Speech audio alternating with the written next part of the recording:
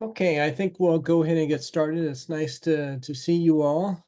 I think we're making some good progress, and hopefully you're getting a better sense of what abstract data types are and how we look at using them in data structures. Let's go ahead and open up in prayer, and I'll give you a rough outline of the things that we'll be covering for today.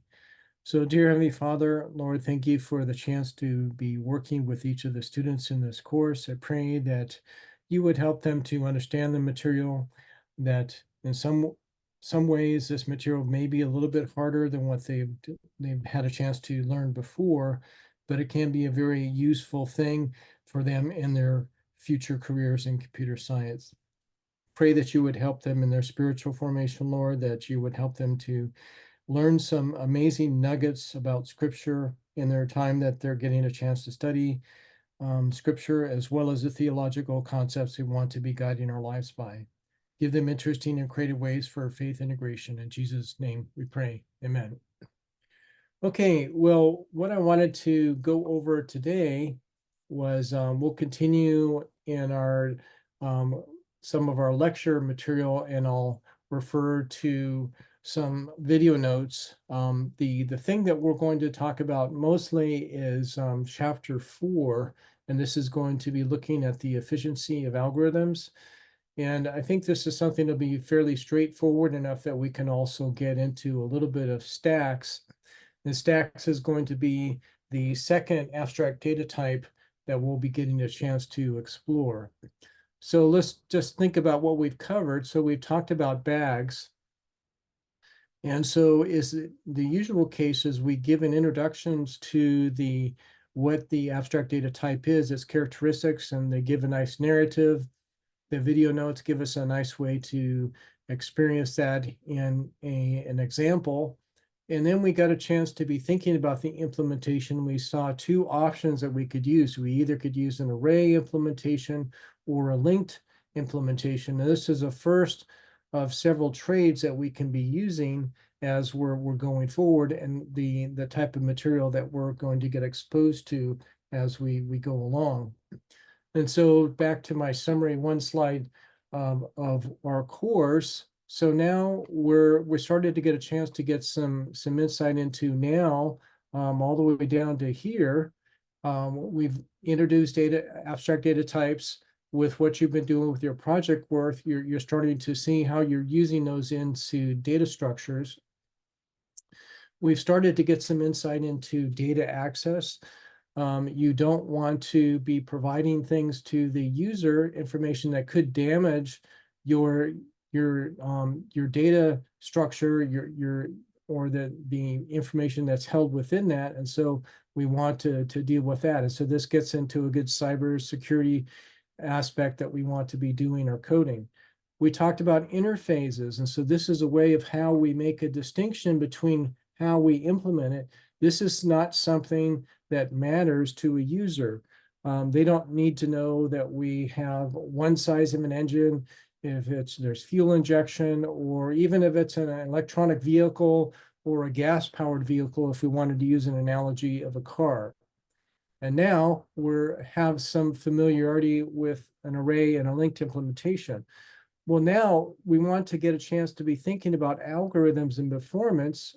And that's what we get into now when we think about the efficiency of algorithms. So basically, if we have some type of a manner in which we can be giving a shoot off and comparing which one is better, that's going to be quite useful. And we're going to use something that you might remember from CS 160, the big O notation. And this is going to be a thing that we'll come back to again and again and again. And so that will give some motivation of why this is helpful. We want to be doing the best code that we can, but we need a mechanism to help us out with that. We need to be thinking about how we measure an algorithm's efficiency, and we'll be seeing that there will be a best case, a worst case, and an average case. And so which one's better? It really gets into, it depends on how you expected that data is going to be used. We'll get into the reminder that the big O notation, and basically it's the largest, if there's some kind of an equation associated with it, it's a largest number. So if there's an n squared, an n, it's going to be the n squared would be the major driver, or just to give you something that might help to give you a basis of what we're talking about. We'll show you some graphics that will give you a perspective on how we can be picturing efficiency. And then we'll look at the efficiency of implementing the ADT bag.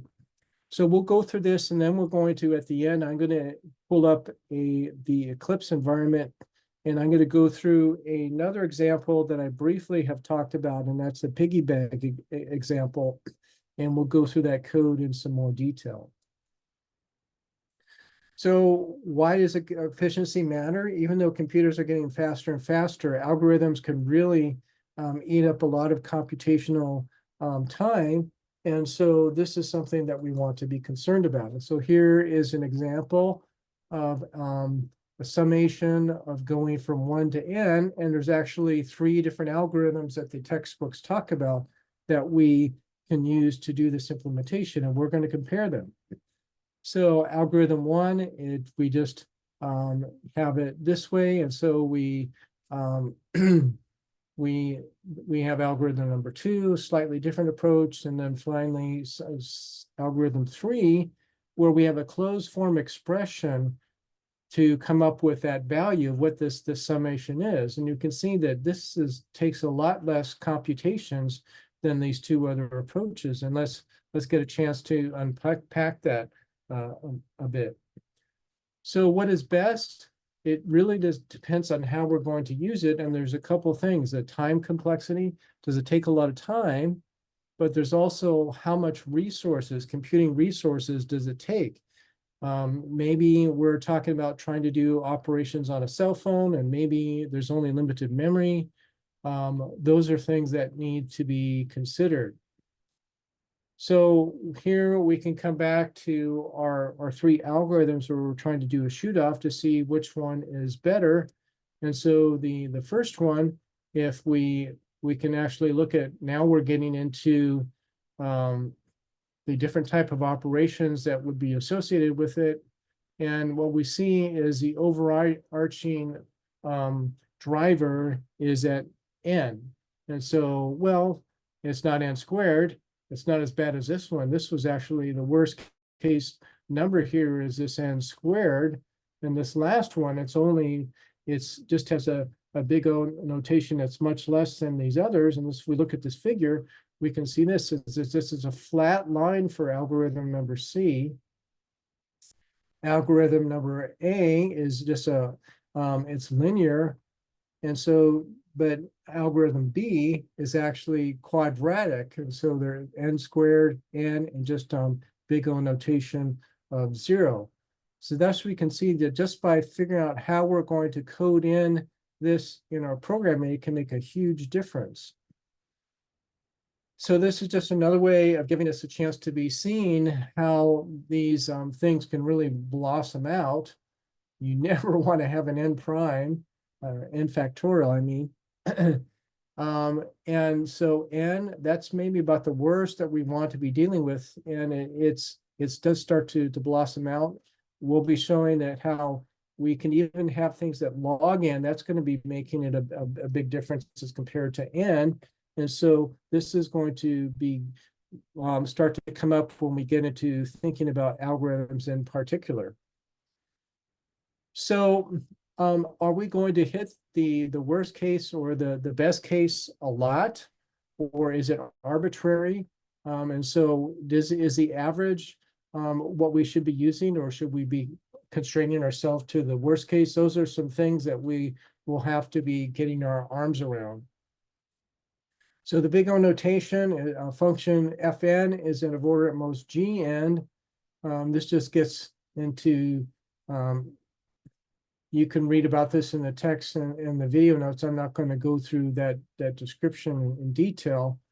But these are, it's maybe just easier just to be thinking about, like what I said before, well, what is the largest component that's driving the performance to go from one to another. So this has a big O notation of n.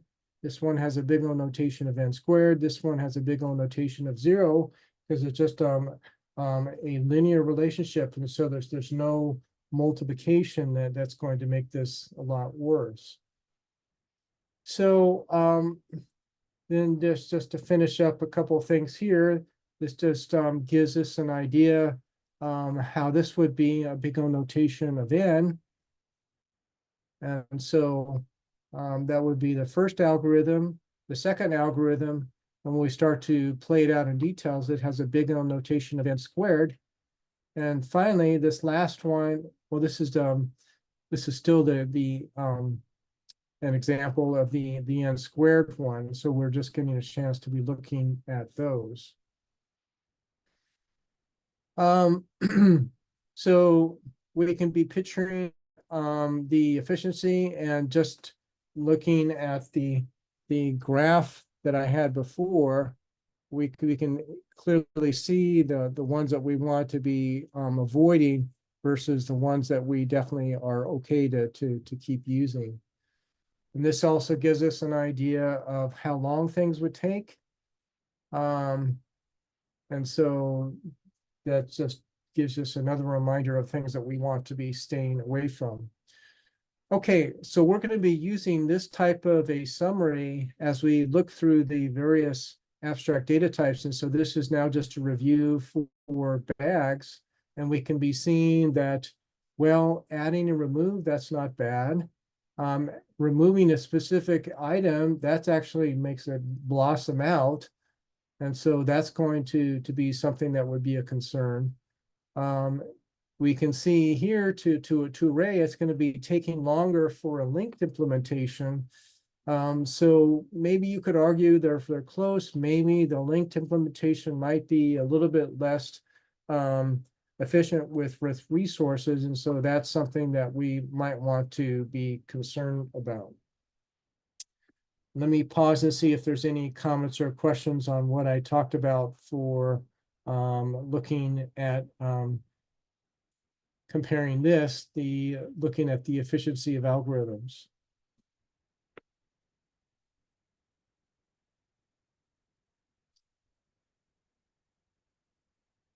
Let me just do thumbs up if that makes sense to you guys, or if you want me to go into more detail. Okay, David, thank you.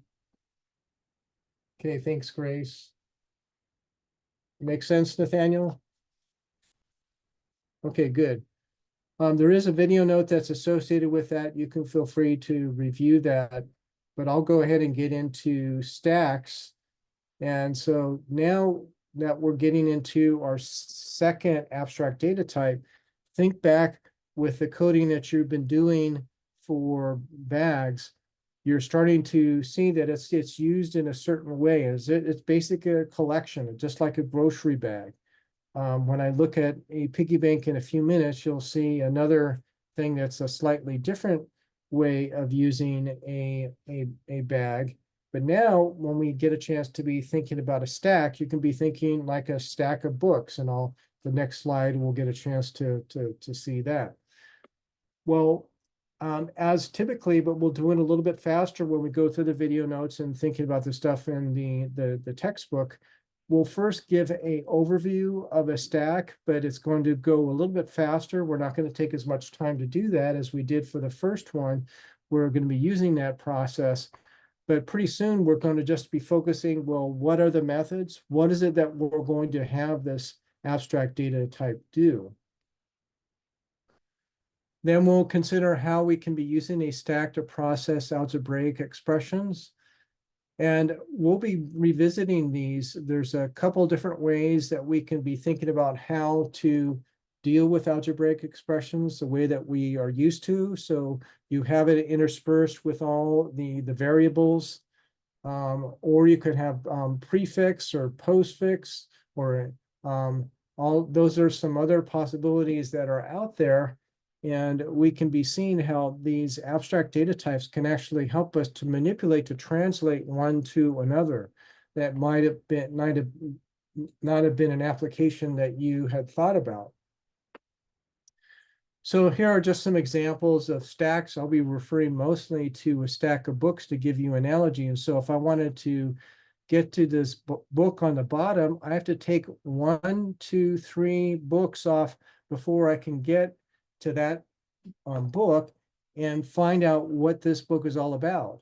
And so that's an example of the limitations, but it gives you this type of relationship, this last in, first out. It gives you a memory. And so say if you had like a wedding planning project that you were looking at, who was the first person that signed up for the virtual guest book? Or you were looking at some type of sporting event, the Tour de France, and so who was the first rider to finish? That would be the one on the bottom. And so you would go like this. We're going to be talking about cues, it's going to be the opposite of this. Is going to be a FIFO, first in, first out. But we're going to be talking about a stack. And so here is just the methods that we have to implement. So it's actually not as many methods as we had with BAG. And there's things that we can't do. We don't have the to array is one of the methods that we implement. So basically we either can put something on the stack, take something off, or peek. We can actually look and see if what is on the top of the stack. We can query if it's empty, and then we can actually clear. We can take everything off the stack, and that's all we can do. But that's enough, and that's the characteristics that we're going to be exposing to the user for an application. So when the stack is empty, what do we do with the pop and the peek? And so this is where we start to think about this error exception, or we just don't do anything, or we return null. So there's 3 possible ways that we can get into thinking about how we're going to do this implementation. So we have the methods that are laid out here, and it gives us a narrative that's talking about the description. Now we can see it in the Java way of considering it, where we have these @signs. And so this is, if we were to put it in Eclipse, some of these little bits of information, if we hover over something that's trying to use this, it's actually going to help us. But this is the interface, and this is something that has been supplied to you in Canvas, so I won't go over that. I'm not going to go through this in the lecture notes because it's a little bit easier to see how this works when we actually go through the video notes instead. So this might be a good breaking point, but let me just kind of double check here. So we're going to be comparing these 3 approaches. The infix, this is the way that we're used to having the variables and the operators. Prefix is the operators are before, and postfix are the operators are afterwards. And so maybe you might have heard the term reverse Polish notation. I mean, even we're getting to a point where it's rare that people use a calculator, but this is another way of how calculators, this used to be a popular way to have a calculator function. And so this will be easier to track with the video notes. And so I'll just skip over these here just to see how we engage with this kind of information. We'll be getting into how we manipulate these algebraic expressions. And so first we'll have the pseudocode before we actually introduce how we're going to go about doing that, an implementation. And so this is a balance checker. We'll get to this in a couple of weeks, that I can be sharing an example that goes through that in Eclipse. This is the second part. And I think I'll just close out the PowerPoint here, and we'll go over to the video notes. So, okay, let's do that.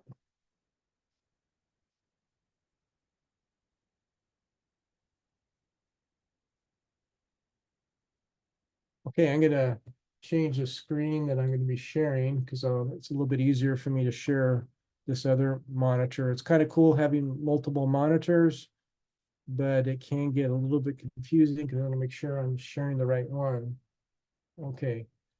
Um,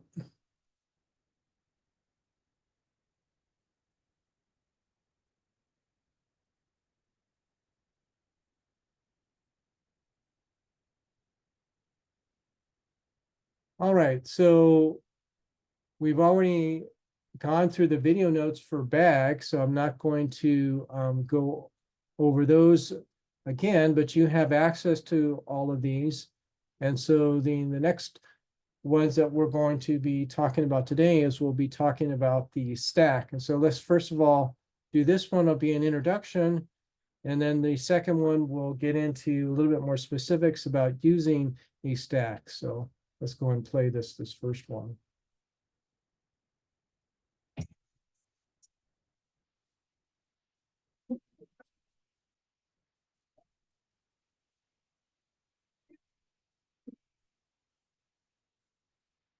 This video describes the ADT stack and provides several examples of its use.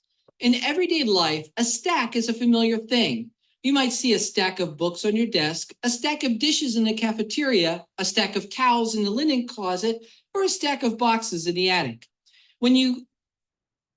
So this is the concept, as I mentioned, LIFO, last in, first out. The last item is placed on the stack will be the first one off. So you only can remove the first one. Just like if you have boxes, you need to remove the top one before you do anything else, or it's going to cause a real disaster. And so items are placed and removed on top of the stack. And we have some examples that they're trying to give us a scenario what that's like. Add an item to a stack, you place it on top of the stack. When you remove an item, you take the topmost one. This topmost item is the last one that was added to the stack. So when you remove an item, you remove the item added most recently. That is, the last item added to the stack is the first one removed. In spite of our examples of a stack, everyday life does not usually follow last in, first out, or LIFO behavior. Although the employee hired most recently is often the first one fired during a layoff, we live in a first come, first served society. In the computer science world, however, last in, first out is exactly the behavior required by many important algorithms. These algorithms often use the abstract data type stack, which is an ADT that exhibits a last in, first out behavior. For example, a compiler uses a stack to interpret the meaning of an algebraic expression, and a runtime environment uses a stack when executing a recursive method. The ADT stack organizes its entries according to the order in which they were added. All additions are to the one end of the stack. So we haven't talked about recursion, and it was just a parenthetical thought there, but we're going to be seeing how when we talk about more complicated abstract data types, and you can actually take the some of the earlier, more basic abstract data types, and it can help you out. And so recursion is an example that he was referring to. Just I want to make sure that you take that in, and we'll come back to that. Called the top. The top entry, that is the entry at the top, is thus the newest item among the items currently in the stack. The stack restricts access to its entries. A client can look at or remove only the top entry. The only way to look at an entry that is not at the top of the stack is to repeatedly remove items from the stack until the desired item reaches the top. If you were to remove all of the stack's entries one by one, you would get them in reverse chronological order. That's another thing that's useful, reverse chronological order. So this actually can change, you can actually have a reverse order with it's a serendipity that comes from a stack ADT. So that's another thing that's useful to just keep in mind. Beginning with the most recent and ending with the first item added to the stack. Let's look at the specifications of the ADT stack. A stack is a collection of objects in reverse chronological order and having the same data type. The method push adds new items at the top of the stack. Push has one parameter, the entry we're adding to the stack. So I know we're getting a little bit of a crash course in UML. So the little plus sign means it's public. So when we get into the Java implementation, we'll see publics put there. We're putting something on the stack. And so this is where we have to express it, and it is this generic type T, and nothing comes back. And so we don't have any things to validate it if it worked or not. We just assume that it's fine. It was put on the stack. After each call to push, the stack should have one additional item. The method pop removes the item that's currently on top of the stack and returns it to the user. After calling pop, the stack has one. So it takes off the stack and it reports back to the user what that value is that you took off the stack. Less item than it did before the call. The method peek retrieves the item most recently added to the stack. This differs from the method pop in that the item is not removed but remains on the stack. So the stack is unchanged by a peek. Is empty checks to see if the stack is empty and returns true if it is. The method clear removes all items from the stack without returning them to the client. Maybe I'll make one point here. You can see that there's only 5 methods. And if you find yourself getting frustrated, say, well, stack isn't doing what I want. Maybe it's the wrong ADT. What we're doing in this course, we're going to get a chance to practice with 5 ADTs. And so if what you envision that you want to be doing with a stack doesn't seem to be quite right, then maybe you might want to try and use it for a slightly different area of what you're trying to do with your overall mission, with your data analysis that you're trying to consider. From these specifications in the UML, we can develop a Java interface, stack interface, using the generic type T to represent the type of data stored in the stack. To save some space, I'm going to remove the comments from our interface listing. Here is a short code snippet that creates an empty stack to hold string objects. It adds several items to the stack and then retrieves and removes 2 of them. So this might be something you could always have a text file and then import it into your Java if you're familiar with how to do that. We saw this kind of a convention with some of the sample code I've been sharing with you as with bags, but this is just ways of how you can be pushing things onto the stack. And so that's just another reminder. So this is stuff that you could be putting in your application program. You may want to write a separate driver program as well, which is just trying to exercise all of the methods. But remember, there is a slight difference between a driver and an application. Application is specifically trying to support what you want to be doing with your data set. We begin by creating an instance of a stack implementation to hold our collection of strings. 5 names are pushed onto the stack. The first name pushed onto the stack is at the bottom. If our client would like to access Jim, each of the names above him would need to be removed or popped from the stack before Jim could be accessed. The string at the top of the stack is Joe. The peek retrieves it, so our print statement displays the message Joe is at the top of the stack. By calling pop, we retrieve Joe and remove him from the stack. A subsequent call to peek retrieves Jane. The pop retrieves Jane and removes it. 3 more calls to pop would remove Jill, Jess, and Jim, leaving the stack empty. After that, a subsequent call to either pop or peek would return null.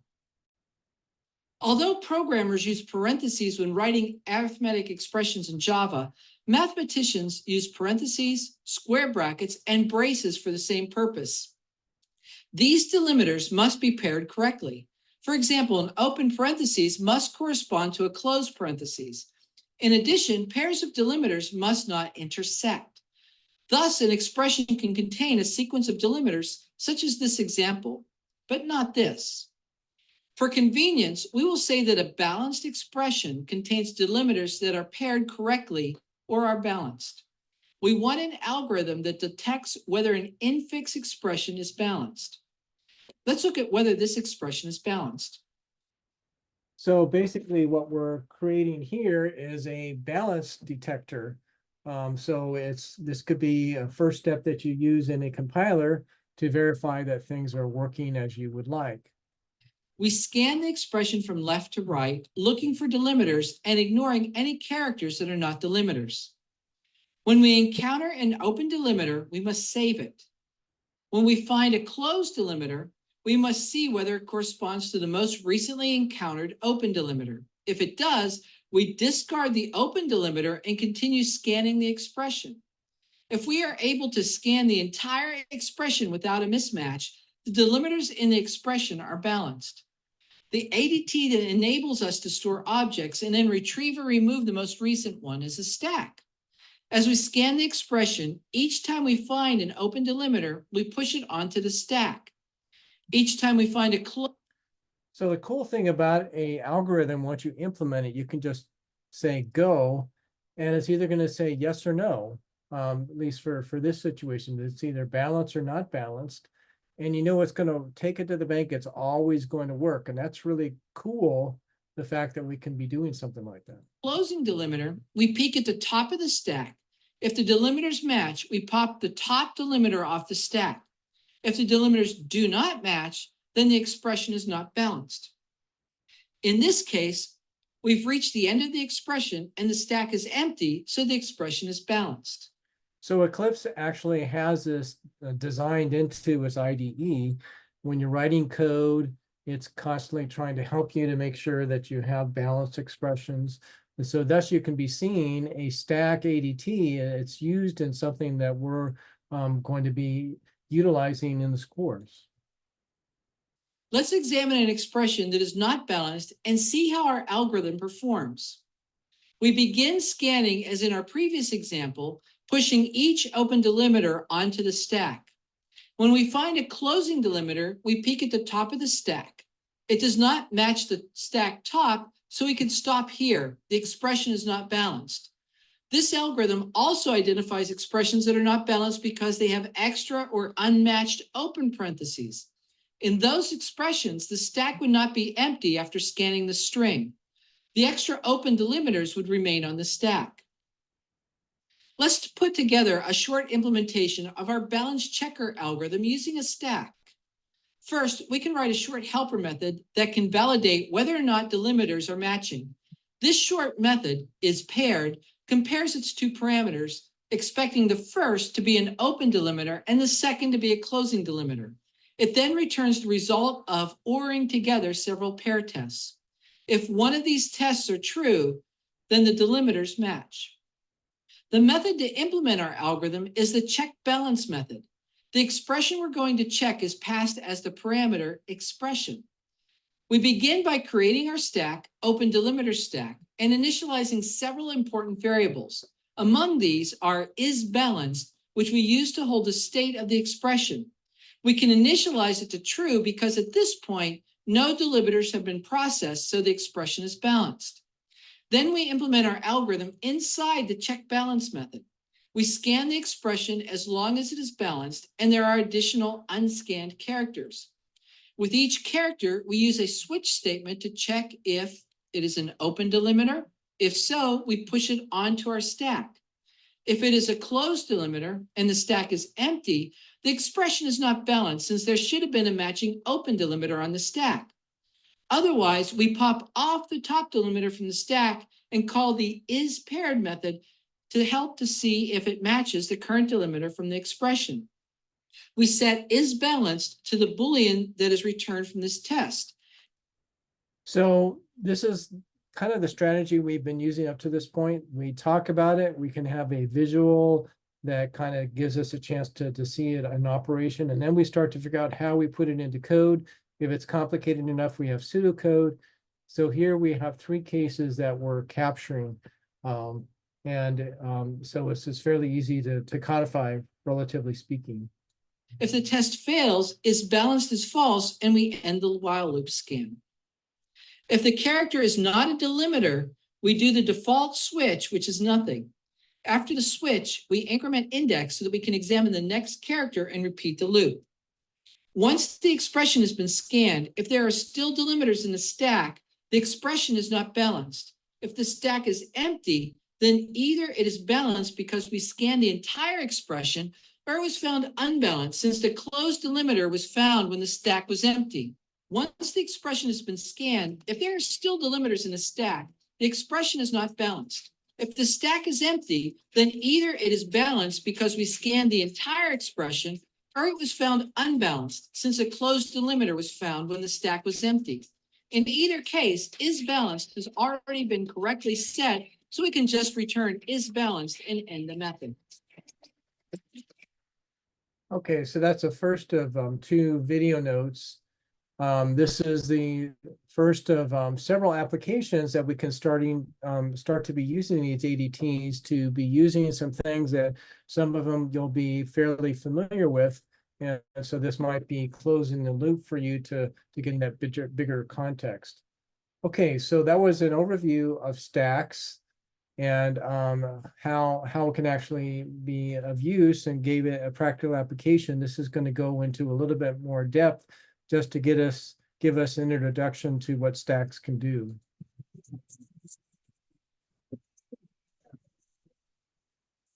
In mathematics, an algebraic expression is composed of operands that are variables or constants and operators, such as plus for addition and the asterisk for multiplication. We use a caret to indicate exponentiation, with the warning that Java has no operator for exponentiation. In Java, the caret is the exclusive OR operator. When an algebraic expression has no parentheses, operations occur in a certain order. Exponentiations occur first. They take precedence over the other operators. So instead of just having a balance checker, this is going to be more complicated. Now we're going to be converting algebraic expressions from infix going to postfix or prefix. And so we're going to see how a stack can be part of that process to help us out.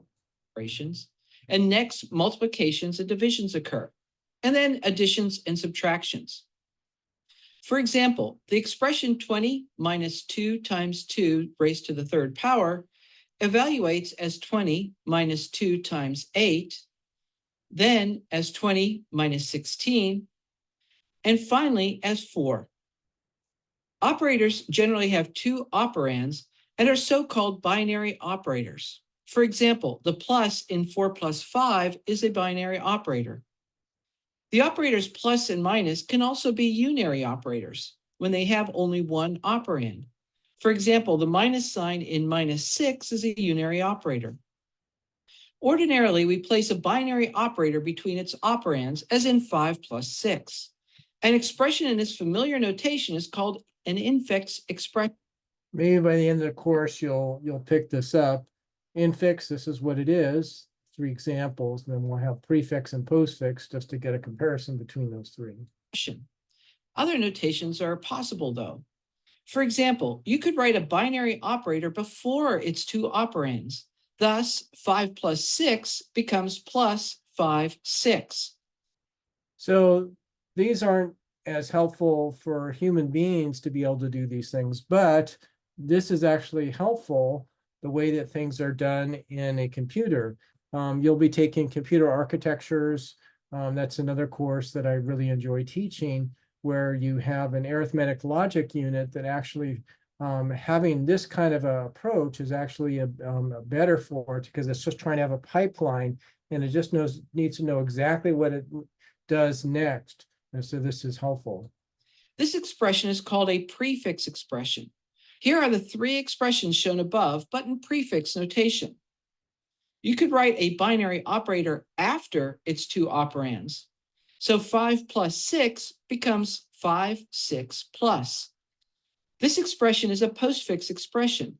Although infix expressions are more familiar to us, both prefix and postfix expressions are simpler to process because they do not use precedence rules or parentheses. So this is where I brought up this term reverse Polish notation. If you haven't heard of it, it's probably more historical at this point, but that's another term for this. The precedence of an operator in either a prefix expression or a postfix expression is implied by the order in which the operators and operands occur in the expression.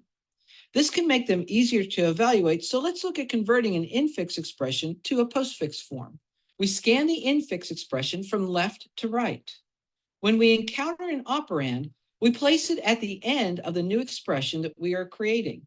When converting, operands and infix expressions remain in the same order in the corresponding postfix expression. When we encounter an operator, we must save it until we determine where in the output expression it belongs. We put it on the stack. For example, to convert the infix expression 5 plus 6, we append 5 to the initially empty output expression and save the plus, and then append 6 to the output expression. We now need to retrieve the plus and put it at the end of the output expression to get the postfix expression 5, 6 plus. Retrieving the operator saved most recently is easy if we've saved it in the stack. In this example, we saved the operator until we processed its second operand. In general, we hold the operator in a stack at least until we compare its precedence with that of the next operator. To convert the expression 5 plus 6 times 7, we append 5 to the output expression, push plus onto a stack, and then append 6 to the output. What we do now depends on the relative precedence of the next operator, the multiplication symbol, and the plus symbol at the top of the stack. Since multiplication has a greater precedence than addition, 6 is not the addition's second operand. Instead, the addition waits for the result of the multiplication. Thus, we push the asterisk for multiplication onto the stack and append 7 to the output expression. Having reached the end of the input expression, we now pop each operator from the stack and append it to the end of the output expression, getting the postfix expression 5, 6, 7, asterisk plus. So we're saying that this is the first of several steps that we're trying to figure out the algorithm that we're going to be doing for algebraic expression manipulation. And so we need to do this to figure out the pseudocode, getting it to the code, and if there's any other strategies, and make sure that we got everything that we need. But hopefully this is starting to make some sense. Evaluating an infix expression is a complex process since the order of operands does not imply precedence. Additionally, parentheses can change the default precedence of operators. To evaluate an infix expression, it's simpler to first convert it to a postfix expression and then evaluate the resulting postfix expression. Let's see how we can use stacks to help us with this. Let's look at the algorithm that can help us convert an infix expression to a postfix expression, even if the infix expression has parentheses. When we encounter an operand, we place it at the end of the new expression that we're creating. When we encounter an operator, since the operator stack is empty, we push the operator onto the stack until we determine where in the output expression it belongs. We'll look at the operator algorithm in more detail shortly. Parentheses can change the order of precedence, but they're not part of a postfix expression. Since parentheses override the rules of operator precedence, we always push an open parentheses onto the stack. Once it's on the stack, we treat an open parentheses as an operator with the lowest precedence. That is, any subsequent operator will get pushed onto the stack. Later, when we encounter a closed parentheses, we pop operators from the stack and append them to the forming postfix expression until we pop an open parentheses. The algorithm continues with no parentheses added to the postfix expression. At the next operand, we append it to the postfix expression. When we reach the addition operator, an open parentheses is on top of the stack since it has the lowest precedence. We push this onto the operator stack. We move the operand 2 to the postfix expression, and then we reach a closing parentheses. So we pop each operator off the operator stack until we reach the matching open parentheses. We then discard both the open and closed parentheses since they're no longer needed. Whereas addition, subtraction, multiplication, and division have left to right associations for their operators, exponentiation has a right to left association, so we must ensure that the right-hand operator is always evaluated first. This can easily be accomplished by always pushing the exponentiation operator onto the operator stack. The last operand is then appended to the postfix expression. Now that all the characters have been processed, we can evaluate our postfix expression. We can use a stack to help us process the postfix expression we just created. Evaluating a postfix expression requires no rules of operator precedence, since the order of its operators and operands dictates the order of the operations. Additionally, a postfix expression contains no parentheses to complicate. So we have now the algorithm to go from infix to postfix, and we have this. Now we're going to see that this is going to be a little bit simpler code to just do the evaluation once it's in this kind of fashion. It's easier than if we tried to do this all in one step. We've broken it down into 2 steps. The evaluation. As we scan the postfix expression, we must save operands until we find the operators that apply to them. For example, to evaluate our current postfix expression, we save each operand by pushing it onto our operator stack. When we come to an operator, we pop 2 values from the stack to serve as operands. After evaluating the expression, we push the result back onto the stack. We then continue this simple algorithm until there are no characters remaining in the postfix expression. At that point, we've evaluated the postfix expression and we have our result. So hopefully you saw what was there, that this is actually this is fairly simple for that fairly complicated algebraic expression that we're trying to evaluate. Let me just go back a little bit more.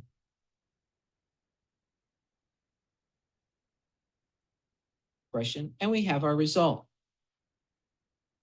Now let's describe our algorithm for evaluating infix expressions in more detail by putting together some pseudocode. We can begin by converting the infix expression to its postscript form.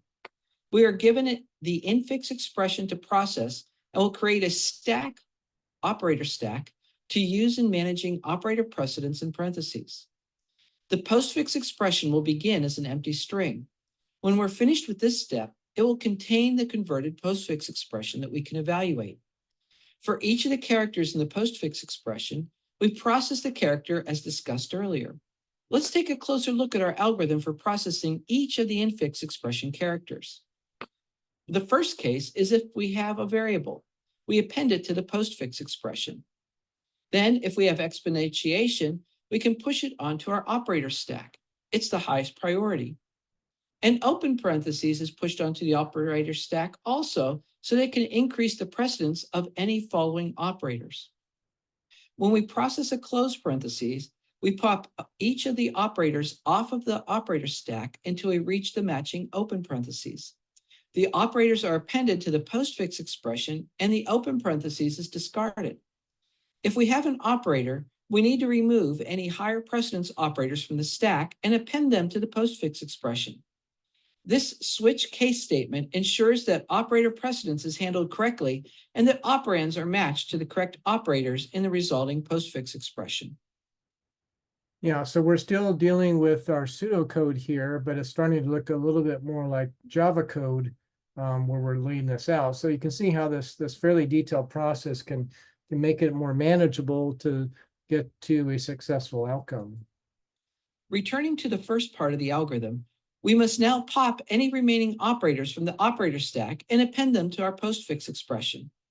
At this point, we're ready to evaluate the postfix expression. Here is pseudocode that implements the postfix evaluation algorithm we discussed earlier. We use value stack to hold operands and the results of our operations. Then we examine each of the characters in the postfix expression. If it's a variable, we push its value onto the value stack. If it's an operator, we pop the top 2 values on the stack and use them as operands for the operator.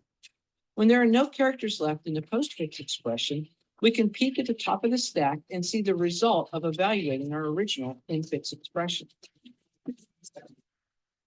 Okay, maybe just do a quick thumbs check. Does that make sense? You guys following that? You do have access to these videos, so please take advantage of that. But let me see if I can get some peer feedback. Okay, good. Good.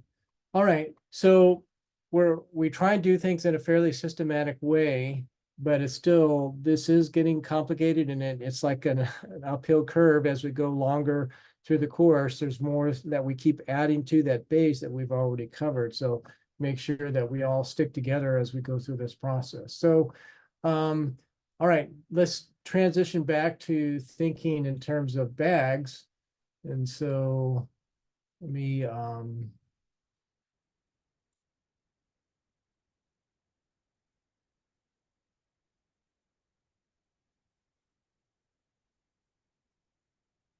okay, so this goes back to some material that we've covered, and I think it's is also brought up again a little bit later for other reasons. So here's a piggy bank, and so basically, so you might have a piggy bank or a jar at home, and that you have used, and maybe some of this characteristic performance would be fine. Sometimes it's either maybe you have a cork in the bottom you pull out and everything falls out. Worst case, then it talks about you can just shake the piggy bank and eventually a coin falls out, and it gives that kind of an analogy for what's happening. So we have a class that's capturing the functionality of a piggy bank. And so this isn't bag, this is just the functionality of a piggy bank. And so we have a constructor, and so we can either add or we can remove coins. We have that. And we also can have, is it empty? So you shake it, you don't get any sound, it's empty. You either can add or remove. And that's all that a piggy bank does. And so when I show you the Java file that is listing that, you can see that there's only a handful of methods. I'll have this up in a minute, but then we here have a application program. This might be somewhere halfway between a driver program and an application. We just give some specific examples. We're going to be adding some coins. So a penny, a nickel, a dime, and a quarter. And then we're going to be doing some of those things. And so here we have actually removing those coins. Remember that we don't have clear or something like that. So to remove all of them, we have to just execute this one method to remove once again until there's no more coins left. And so this is how we would go about doing that to empty the everything that's in there. And so this just gives you that process. And so you can see it doesn't reflect, well, just due to the implementation, it's the way that it's added, it's reversed in the way that it's removed.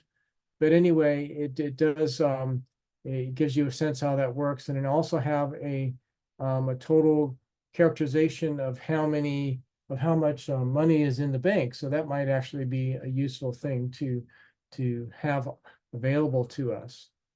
So we have the interface, and so then we have the array bag. And so what does it mean when it's has array bag? You could be thinking of this as sort of a zeroth order set of comments. Anybody remember what this would mean if we were, let's have this array?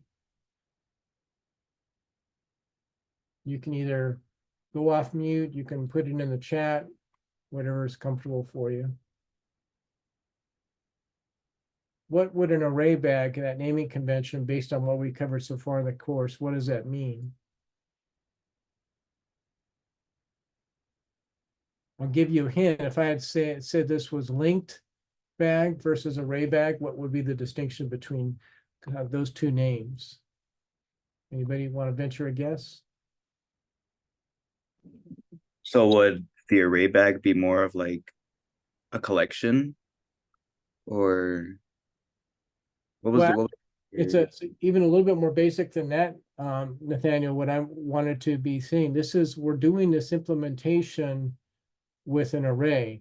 So this, let me just go back to my one chart that I use a lot. So it's somewhere around here. Yeah. So here is that first trade. We either can have an array implementation or a linked implementation, how we're going to implement our ADT. So that's what I just wanted to have you to be thinking about, was that first thing. But what you're mentioning is also true, Nathaniel, and I appreciate that. So we have this, the array bag implements the interface. And so this is an array. There's a couple of things that we want to make sure that we include. First, we have to declare a bag. We keep track of the number of entries. We have this Boolean checking the integrity. We have a default capacity, and then we have a maximum capacity. So these are the variables or arrays that we're going to be using internally into our implementation. For when we're using an array, we have two constructors.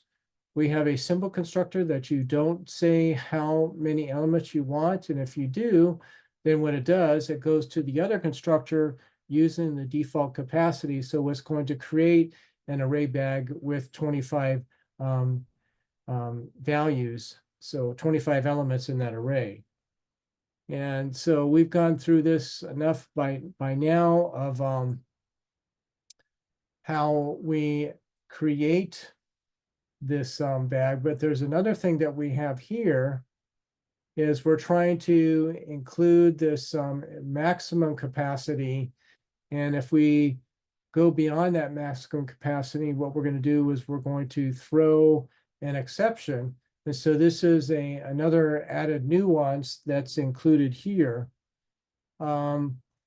You can also see some things that have been commented out for testing. So say in some of your development, you might want to be putting in a couple more print statements to help make sure that things are working the way that you would like. So this is similar to what we've already captured. So this is an array bag. Actually, I could just use this verbatim as we have used in say like the sample program that I shared with you.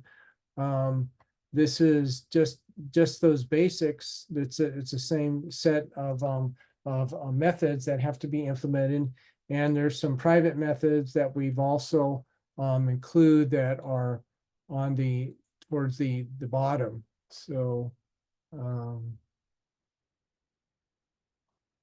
that's what we've got for this one. This just shows that all in an alphabetical order. So I'll just skip over that due to time. And so we have the interface, we have the array bag. Then we have this coin. And then we have, this was where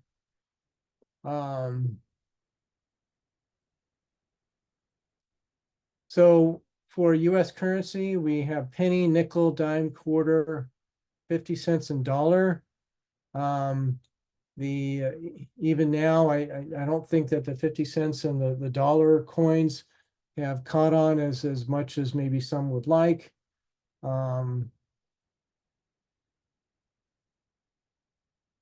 So this is just having that, and here is just the enumeration of the coin names. We don't have to be using these, but this is what we have available to us, and we're going to be using US currency. We showed the example of the piggy bank here. And so this piggy bank is pretty basic. And so we have the add, the remove, and we can check if it's empty. You can shake the piggy bank and see if anything shaking around inside. And that's all the capability that we have. And finally, we have the main, the application program. And if I just run this, it's going to mimic what we saw in the lecture notes. I think I've already moved away from that chart. So I'm not gonna go too far, but see if I can bump into this. Yeah, here it is. So this is the same thing that we have here. So it's now we're just seeing it here. We add them. And then we remove all of them. And while we're taking them out, we don't have any to array or something like this. And so this is really the only way with a simple implementation, we can figure out how much money is in the piggy bank. And that's typically what a real piggy bank would be like. You have to take all the money out and count it. And so where you count it as one of these coins fall out of your piggy bank, or if you have a cork bottom, you just dump it out and you go ahead and count it that way.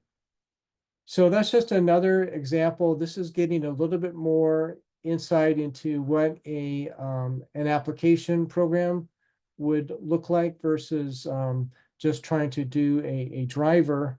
And so let me pause and see if there's any questions on what I've covered from that point of view. So for my bag, I'm kind of implementing the main in my driver. Would it be better to just create another class for the main? Yeah, you want to keep it separate from this one. So this is what I think you were saying. That you say like you have an array bag. You want to, I always say that you want to have 3 .java files. So you have the interface, you have the implementation of the interface, and then you have the application. What you're saying is you could have put the main in here, but we want to be doing this for a couple reasons. You remember when I mentioned that this is exactly the same implementation that we've seen in other sample projects? By separating this, this makes it possible that I don't have to mess around with all of the code. I have one of those .java files that I know it's good, and I don't have to worry about that when I start to do troubleshooting. Then I could just be focusing on troubleshooting my main program. So yeah, I would recommend that you make it separate. Okay? Yeah. And also one more thing. Sure. We should add exceptions to our that what's the first one? This one, like Yeah. I would say this is try and get it to work. You know, if you want to give it a go, sure you can.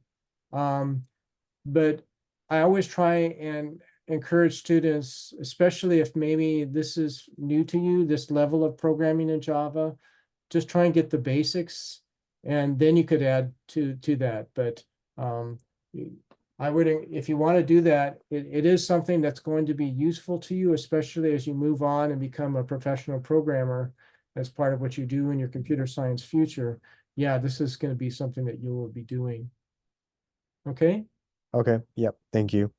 Thank you, Nathaniel. Any other comments or questions that people have?